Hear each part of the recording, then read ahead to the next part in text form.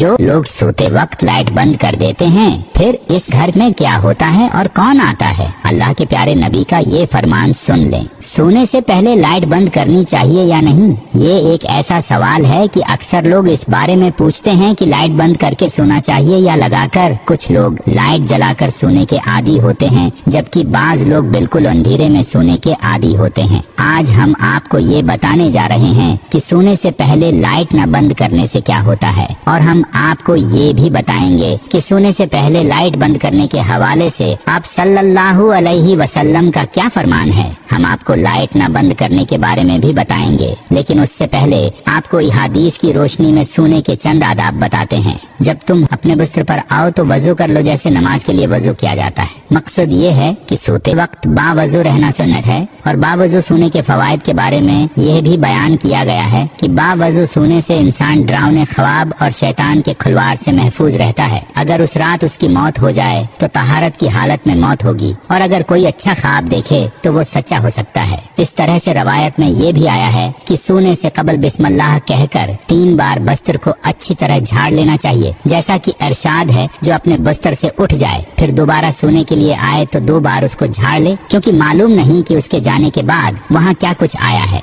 हमें चाहिए कि सोने से पहले इन बातों का खास ख्याल रखें। अब बात करते हैं कि रात को लाइट न बंद करने के हवाले से आप सल्लल्लाहु अलैहि वसल्लम की हदीस है कि सोने से पहले आग और चिराग बुझा दें, जैसा कि जाबिर बिन अब्दुल्लाह रदियल्लाहु ताला अन्हा से रवायत है। आप सल्लल्लाहु अलैहि वसल्लम ने फरमाया, रात में जब तुम सोने जाओ तो चिराग बुझा दो और दरवाजे बंद कर दो। और हजरत अब्दुल्लाह बिन उमर रदियल्लाहु ताला अन्हा कहते हैं कि आप सल्लल्लाहु अलैहि वसल्लम ने फरमाया, सोते वक्त अपने घरों में आग को जलते हुए न छोड़ो। एक और रवायत में है कि चिराग बुझा दो, क्योंकि बसा औकात चूहा चिराग की बत्ती को भड़काकर घर वालों को जला डालता है। आपने मुलाहजा फरमाया कि अहादीस नबवी सल्लल्लाहु अलैहि वसल्लम में रात को चिराग यानी लाइट और आग को बुझाने की ताकीद है, और इन्हीं रवायात की रोशनी में ये कहा जाता है कि अगर आग या चिराग जलाए रखने की जरूरत हो, उससे महफूज रहने के असबाब लाजमी अख्तियार कर लिए जाए, ताकि हदीस में जो सबब जिक्र किया गया है अगर वो खत्म हो जाए, यानी एहतियात को मलहूस खातिर रखना जरूरी है, ताकि किसी किस्म के नुकसान से बचा जा सके। उसी हवाले से इमाम कर्तबी रहमतुल्लाह अलैह फरमाते हैं, आग बुझा दें या फिर ऐसे तरीके अपनाएं कि वो भड़क न सके।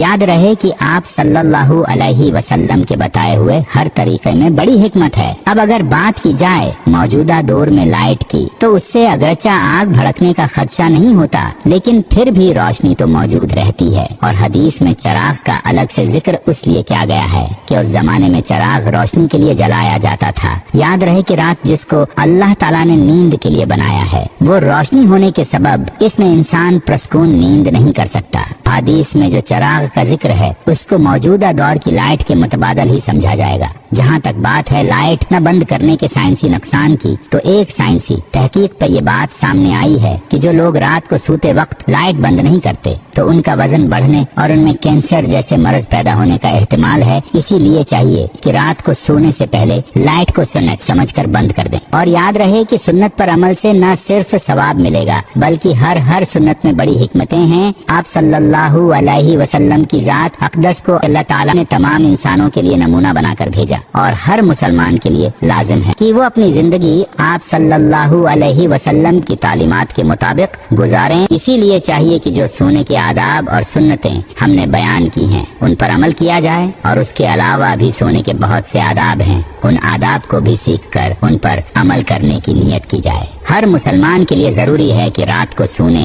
और लेटने का सुन्नत तरीका मालूम करें और उसके मुताबिक सोया करें। याद रहे कि मुसलमान का हर वो काम जिसे आप सल्लल्लाहु अलैहि वसल्लम की सुन्नत और तालीमात के मुताबिक किया जाए, वो इसके लिए इबादत बन जाता है। जैसा कि रवायत में आता है कि हजरत अली रदियल्लाहु ताला अन्हा से एक मर्तबा किसी यहूदी ने सवाल किया कि आप लोग दिन में कितनी देर इबादत करते हो। इसके जवाब में हजरत अली रदियल्लाहु ताला अन्हा ने फरमाया कि हम 24 घंटे इबादत करते हैं। तो इस जवाब पर इस यहूदी ने कहका लगाया اور کہنے لگا کہ آپ لوگ کھاتے پیتے نہیں ہیں، رات کو سوتے نہیں ہیں اور دنیا کے کام کاج نہیں کرتے۔ تو اس کے سوالات کا حضرت علی نے بڑے تحمل سے جواب عرض کیا کہ ہم لوگ کھاتے پیتے بھی ہیں، سوتے بھی ہیں، دنیا کے کام کاج بھی کرتے ہیں، لیکن یہ سب ہم آپ صلی اللہ علیہ وسلم کے بتائے ہوئے طریقے کے مطابق کیا کرتے ہیں، اسی طرح یہ سب کام ہمارے لیے عبادت ہی شمار ہوتے ہیں۔ اس پر یہودی لاجواب ہو گیا۔ بات کرنے کا مقصد یہ ہے کہ ہمیں بھی چاہیے کہ ہر کام آپ صلی اللہ علیہ وسلم کی سنت کے مطابق کریں۔ امید ہے کہ جب آپ سونے کے لیے لیٹیں گے تو مذکورہ سنتوں کا خیال کریں گے۔